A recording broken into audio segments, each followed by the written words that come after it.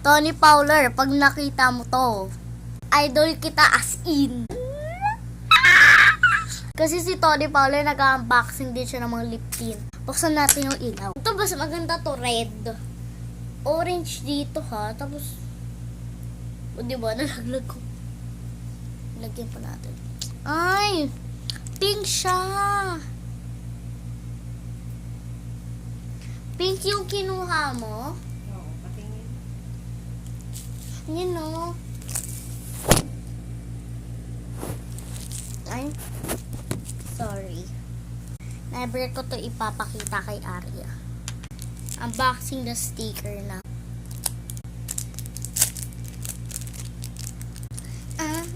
Ay. Ano sticker? Meron na ako nito actually. Kunin na natin.